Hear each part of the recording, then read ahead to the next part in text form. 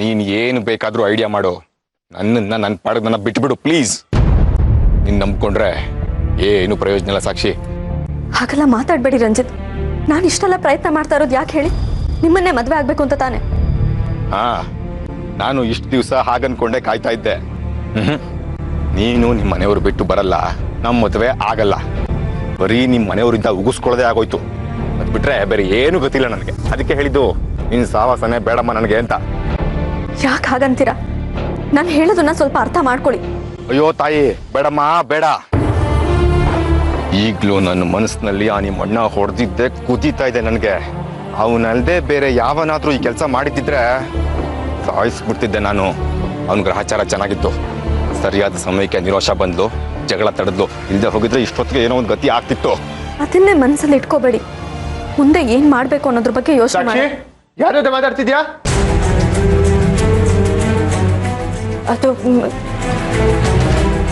Hello ಸಾಕ್ಷಿ, ಮಾತಾಡೋ. Hello. ಏಯ್, ನಿಂಗೆ ನಾನು ಕೊಟ್ಟಿದ್ ಮಾಂಜ ಸಾಕಾಗ್ಲಿಲ್ವನೋ? ನಿನಗೆ ಮಾನ ಮರ್ಯಾದೆ ಅಂತ ಏನಾದ್ರು ಇದ್ರೆ ವಾಪಸ್ ಫೋನ್ ಮಾಡಬೇಡ. ತಪ್ಪಿ ಫೋನ್ ಮಾಡ್ದೋ ನಿನ್ ಕೈ ಕಾಲು ಮುರಿದಾಕ್ಬಿಡ್ತೀನಿ. ಇಡೋ ಫೋನ್ನ.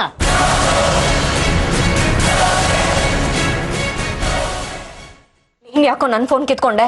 ಯಾಕಂದ್ರೆ ನೀನು ಅವನ ಹತ್ರ ಮಾತಾಡಬಾರ್ದು ಅಂತ.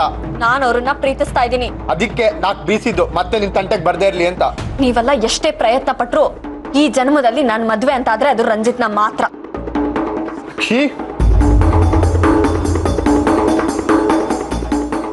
ಕೋಪ ಮಾಡ್ಕೊಂಬೇಡ ಸಾಕ್ಷಿ. ನಿನ್ ಒಳ್ಳೇದಕ್ಕೆ ನಾವೆಲ್ಲ ಹೇಳ್ತಿರೋದು. ನೀ ಆ ರಂಜಿತ್ನ ಮದ್ವೆ ಆಗ ನಮ್ಗೆ ಯಾರಿಗೂ ಇಷ್ಟ ಇಲ್ಲ ಕಣೆ.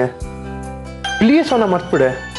ಅಂದ್ರೆ ನಾನು ಇಷ್ಟಪಡೋ ಹುಡುಗನ್ನ ಬಿಟ್ಟು ನೀವ್ ಇಷ್ಟಪಡೋ ಹುಡುಗನ್ನ ಮದ್ವೆ ಆಗ್ಬೇಕು ಅಲ್ವಾ?